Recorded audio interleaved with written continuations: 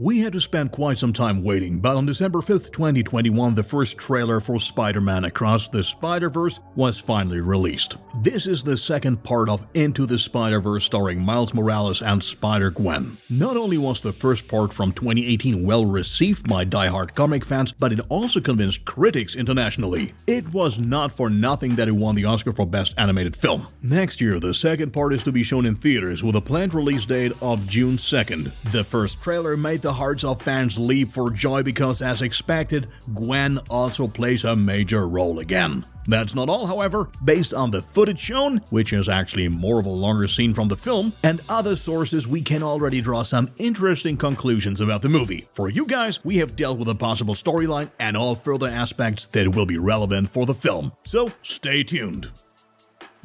Considering that the first part had a lot to offer and that it's been a while, we will briefly summarize the most important points. If you haven't seen it yet and don't want any spoilers, you should hurry up and skip to the next part. Young Miles Morales was bitten by a radioactive spider. This happens in the same Brooklyn where Peter Parker from the famous Spider-Man movies of 2002 fights evil as the friendly neighborhood spider. When he suddenly acquires abilities, he returns to the place where he was bitten. There he finds Spider-Man fighting Kingpin among other villains. The gangster boss opens a portal to other universes trying to get his dead family back, but fails in doing so. Nevertheless, he manages to kill Peter. As New York mourns and Miles stands at Peter's grave, an older version of Peter unexpectedly shows up. Shortly after, Spider-Gwen, Spider-Manoir, and Spider-Ham also appear. It quickly turns out that all the Spideys were launched into Miles' universe from other universes by Kingpin's machine. In spite of all warnings, the gangster boss wants to switch on the machine again, which will lead to the destruction of the whole city. In the final battle, the Spideys succeed in defeating Kingpin and his gang of villains united. Everyone returns to their universes and Miles Morales becomes the new friendly neighborhood spider in New York. So, what sort of multiverse Spider-Man or Spider-Women will we meet in the sequel? Thanks to the post-credit scene and the first trailer, we already know a little bit of information about the Spideys who will be providing law and order in the upcoming movie. As expected, Miles Morales remains the protagonist of the film. The young teenager eventually became the new Spider-Man of the city after his victory over Kingpin. Besides, we are all curious to see how the relationship with his father will evolve after they finally manage to get together at the end of the last film. As has already been confirmed, Gwen Stacy will also be back. After all, Spider-Gwen ended up befriending Miles, and it is clearly hard for her to say her goodbyes and return to her universe. Gwen gets female support from Jessica Drew, who most of you probably know as Spider-Woman. As a young girl, she was seriously ill, prompting her father to develop a spider serum to cure her. However, upon injecting it into her, she developed superpowers similar to Miles Morales. Just like him, she can send out an electric shock, also known as Venom Blast. In the comics, she first joined Hydra before joining S.H.I.E.L.D. Whether that will also be the case in Across the Spider-Verse is yet unclear. We were already introduced to a newcomer for the second part in the post-credits scene of the first movie. Then we see Miguel O'Hara, also known as Spider-Man 2099. Said Spider-Man, as you can guess, is from the year 2099, where the world is ruled by corporations, New York is divided into a rich and a poor district, and the time of heroes is long gone. O'Hara tries to become Spider-Man through the use of genetic manipulation, which he ultimately succeeds in doing. Unlike his predecessors, he no longer needs web shooters, as he can shoot threats himself. However, he lacks the spider sense of the other Spider-Man. In return, he is able to paralyze his opponents by biting them.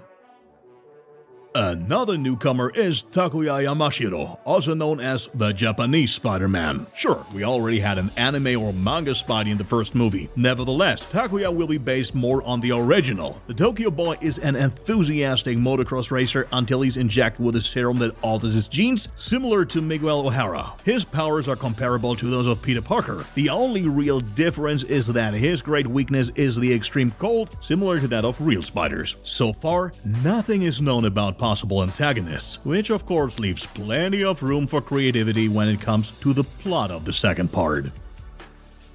Thanks to the trailer, there's no need for us to completely guess what the second part might be about. In addition, comics and other Hollywood sources also provide us with clues as to what will happen next with our spider heroes. What will be clear is that there will be a love affair between Miles and Gwen. Actually, this was already planned to happen in the first part, but then it was cut out. In addition, Spider-Woman's appearance will also introduce a planned spin-off. It is supposed to be about Gwen Stacy, Jessica Drew, and Cindy Moon, also called Silk.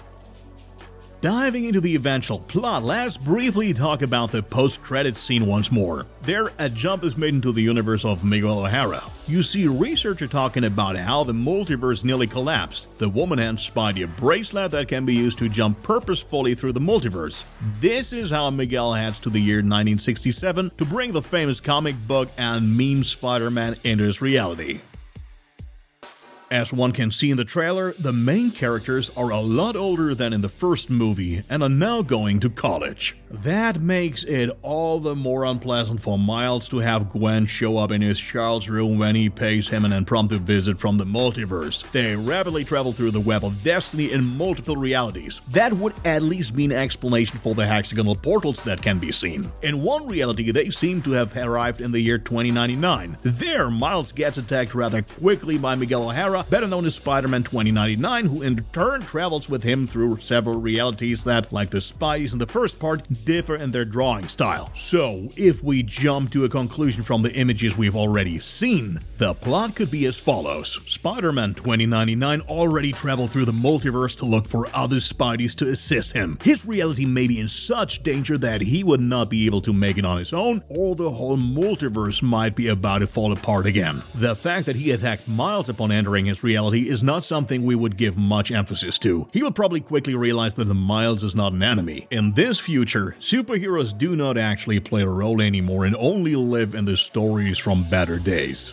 By the time this misunderstanding is resolved, Spider-Man 2099 will already have the support of at least 3 more heroes: Miles, Gwen, and the already confirmed Jessica Drew, or Spider-Woman. There, O'Hara usually fights against Dr. Doom or Venom. Since Venom 2: Let There Be Carnage has just started streaming, we can very well imagine Dr. Doom. With Kingpin's attempt to mess around in the multiverse, the latter could develop plans of his own to harness the power of different universes for himself. That would definitely make him one of the most threatening opponents, because after all, even without that power, Dr. Doom is one of the most powerful villains. Either way, purposeful travel between universes will surely play a big part. This is done through the aforementioned web of destiny. At least that's how the heroes travel in the comics. Perhaps this will also allow them to stay longer in another universe, which would certainly benefit the romance between Miles and Gwen.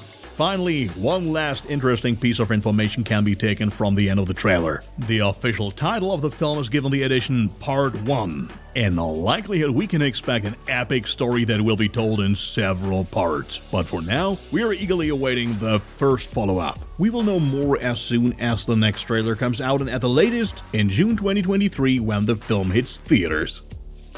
So there you have it, our facts and theories about Spider-Man Across the Spider-Verse. What do you think? Do you have any other suggestions on how the movie could turn out? Feel free to let us know in the comments below. We are definitely looking forward to learning more about Miles Morales and the Spider-Verse. See you next time.